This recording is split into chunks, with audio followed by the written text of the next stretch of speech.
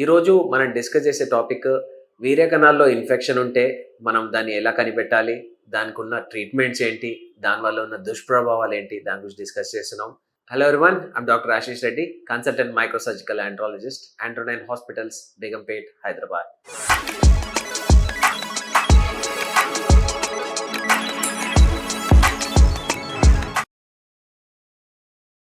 మొదటిగా వీర్యంలో ఇన్ఫెక్షన్ ఉంటే బాడీ జనరల్గా అంతగనము బాడీ సిమ్టమ్స్ చూపించదు.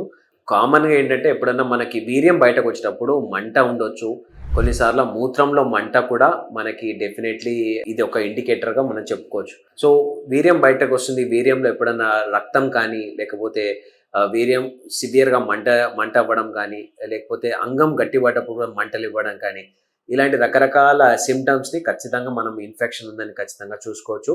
సో దీంట్లో 2 ఇష్యూస్ ఉంటాయి. మొదటిగా ఈ ఇన్ఫెక్షన్ వల్ల మీ పార్ట్నర్కి ఇన్ఫెక్ట్ అయ్యే ఛాన్సెస్ ఉంటాయి. రెండోది దీనివల్ల మీ వీర్య కణాలు తగ్గిపోయే ఛాన్సెస్ ఉంటాయి.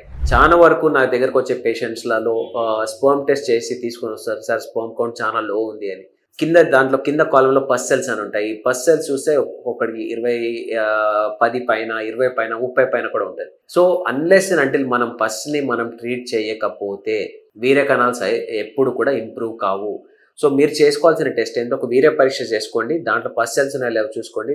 నెక్స్ట్ టెస్ట్ వీర్యాన్ని కల్చర్ సెన్సిటివిటీకి పంపిస్తాము. ఈ 2 టెస్టులు చేయించుకోండి.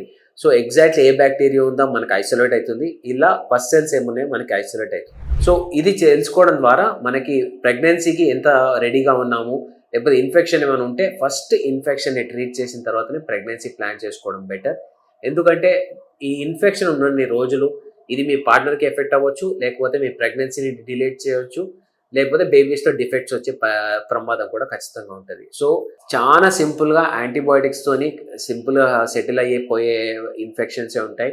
చాలా వరకు మేము యూజ్ చేసే యాంటీబయాటిక్స్లో లియోఫ్లాక్సిన్ కానీ, డాక్సిసైక్లిన్ కానీ, ఇట్లాంటి ఎటువంటి యాంటీబయాటిక్ యూజ్ చేసినా ఈ ఇన్ఫెక్షన్ తగ్గిపోయే ఛాన్సెస్ ఉంటాయి. దానివల్ల మీకు పర్మనెంట్గా ఈ ప్రాబ్లం నుంచి బయటపడవచ్చు. ఒక్కసారి పస్ సెల్స్ కంప్లీట్గా లో అయిపోతే మనకి వీర్య కణాలు మళ్ళీ పెరిగిపోతాయి, మళ్ళీ మీరు ప్రెగ్నెన్సీ న్యాచురల్గా ట్రై చేయడానికి ఎటువంటి ఇష్యూస్ ఉండవు. సో ఫస్ట్ ఒకటి యూరిన్ టెస్ట్, ఒకటి వీర్యం టెస్ట్, ఈ 2 చేసుకోండి. ఇన్ఫెక్షన్ ఎక్కడుందో మనకు ఒక ఐడియా వస్తుంది. వీర్యంలో ఇన్ఫెక్షన్ ఉంటే ఖచ్చితంగా దాన్ని కల్చర్ సెన్సిటివిటీకి పంపించండి. సో దానివల్ల ఏ ఆర్గానిజం ఉందో మనకు ఐసోలేట్ అవుతుంది, దాని ప్రకారం మనం యాంటీబయాటిక్ స్టార్ట్ చేసుకోవాలి. ఇవి కాదు, పస్ సెల్స్ ఉన్నాయి, నాకు ఇవన్నీ అఫోర్డ్ చేసుకోలేను అంటే జనరలీ డాక్సిసైక్లిన్ కానీ, లియోఫ్లాక్సిన్ కానీ ఇట్లాంటి యాంటీబయాటిక్ స్టార్ట్ చేయండి. డెఫినెట్లీ మీకు ఇంప్రూవ్మెంట్ ఉంది. ఫర్దర్గా ఏమైనా డౌట్స్ ఉంటే వచ్చినాను కలవండి. Thank you so much.